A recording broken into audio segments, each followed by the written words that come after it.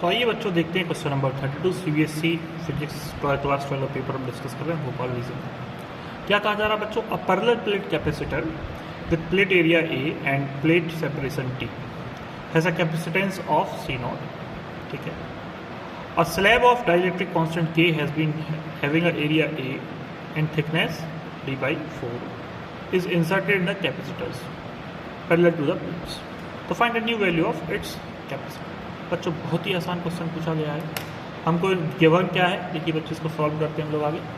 हमको बच्चों गिवन है एक पैरेलल प्लेट कैपेसिटर। ठीक है, तो बच्चों इसको थोड़ा सा कर लेते हैं। एक parallel plate capacitor question number 32 बहुत ही आसान क्वेश्चन पूछ दिया है सीबीएसई ने। ठीक है, देखो question number 32। Parallel plate capacitors इस तरीके से प्लेट्स होती हैं और इनका जो कैपेसिटेंस का फॉर्मूला होता है Q C equal to epsilon not A upon T. Epsilon not constant होता है बेटा, ए एरिया है और डी इज द सेपरेशन। तो ये जो डी होता है ये सेपरेशन। तो ये फर्स्ट कंडीशन है। कहा जा रहा है बच्चों अगर हम इस प्लेट सेपरेशंस को, मतलब मैं इसका डायग्राम यहाँ पर करता हूँ, इस प्लेट सेपरेशन को कम कर दें, मतलब हम इसको d/4 कर दें और इसमें एक डाइलेक्ट्रिक कांस्टेंट भर दें। ठीक है, जिसका एरिया भी ए ही है, मतलब इस प्लेट्स का जो एरिया है बेसिकली आप कह सकते हो ये जो एरिया है ये ए है। तो यहाँ पर डाइलेक्ट्रिक कांस्टेंट जो भरा है उसका भी एरिया ए ही है। ठीक है, उसका भी एरिया क्या है, ए है बच्चों। लेकिन इसकी जो थिकनेस है वो d/4 है, मतलब जो डाइलेक्ट्रिक कांस्टेंट की जो थिकनेस है बच्चों, मतलब डाइलेक्ट्रिक कांस्टेंट पूरे में नहीं भरा है, हम कह सकते हैं। अगर थोड़ा सा डायग्राम गलत हो गया है, डाइलेक्ट्रिक कांस्टेंट भरा है सिर्फ d/4 थिकनेस में। कह सकते हैं कि ये जो हिस्सा है, कहीं हम यहाँ पर भर देते हैं, ये डाइलेक्ट्रिक थिकनेस, ये डाइलेक्ट्रिक कांस्टेंट यहाँ पर है। ये बच्चों देखो, ये जो थिकनेस है ये d/4। ठीक है बच्चों, और ये डिस्टेंस d, ये बेसिकली अपनी ओरिजिनल कैपेसिटर की कह सकते हैं थिकनेस है d, और यहाँ पर बीच में डाइलेक्ट्रिक भर दिया है, उसकी थिकनेस d/4 है और एरिया सेम है बेटा। एरिया आप ऐसा समझ सकते हो, ये एरिया प्लेट्स का, तो एरिया सेम है। अब हमें पता लगाना है कि जो नया कैपेसिटेंस होगा वो कितना अफेक्टेड। तो चलिए बच्चों इसका एक हमारे पास फॉर्मूला है, हम उस फॉर्मूले को देखते हैं। तो let me see this formula. आप लोग भी बच्चे इस तरीके से फॉर्मूले शीट्स बनाइए। ठीक है, अगर आप फॉर्मूले, फिजिक्स में फॉर्मूले का बहुत ही इंपॉर्टेंट रोल है बच्चों। अगर आप फॉर्मूले भूल जाते हैं तो फिर आप बहुत कुछ लूज़ कर देंगे। देखिए बच्चों मेरे पास भी एक फॉर्मूला शीट है, आपके सामने शो करता हूँ। ये देखिए बच्चों आपके सामने फॉर्मूला शीट है। देखिए मैं भी स्टूडेंट की तरह तैयारी करके बैठा हूँ। ये देखिए बच्चों, ये है formula capacitance of the parallel plate capacitor with a dielectric slab. तो फॉर्मूला एप्सिलॉन नॉट ए और अपॉन d-t, मतलब d-t plus t upon k।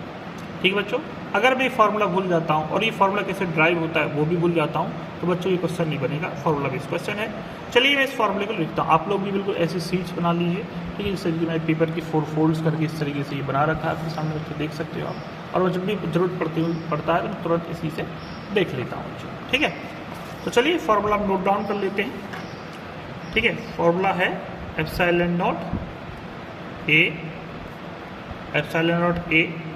Upon d-t plus t upon k। ठीक है, तो न्यू कैपेसिटेंस C1 होगा कितना अफेक्टेड होगा। तो एप्सिलॉन नॉट एरिया तो चेंज किया नहीं था, फिर d, तो d है, plate difference distance between the plates minus thickness कितनी है, d/4 है बच्चों। ठीक है, प्लस t और d-t, ओके चलिए d-t thickness of this slab plus t कितनी है, d/4 अपॉन k। ठीक है बच्चों, ओके। तो इसको आपको सॉल्व करना होगा बच्चों। तो देखते हैं, इसको सॉल्व करके देखते हैं। थोड़ा सा मैं पेज पलट लेता हूँ, अभी काम नहीं चलेगा मेरा इससे, है ना। मैं वैसे ही स्पेस बचा रहा था, इसे पेज निकालते हैं। इसकी वजह से मेरा वीडियो थोड़ा सा लेंथी बन जाएगा इस चक्कर में।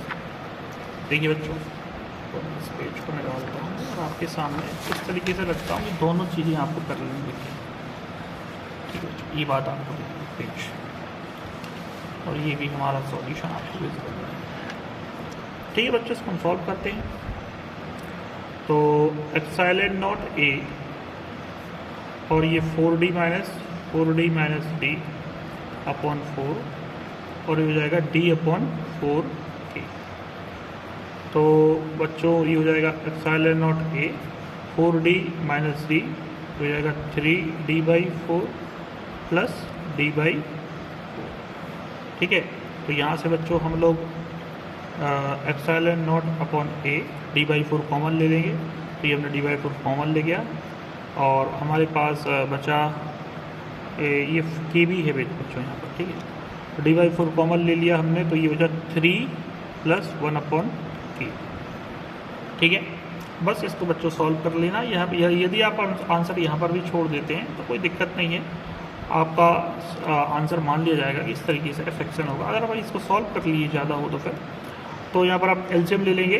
ठीक है, तो ये 3k + 1 epsilon not A upon d/4 तो ये हो जाएगा 3k + 1/k और फिर फाइनली इस क्वांटिटी के ऊपर लिख देंगे।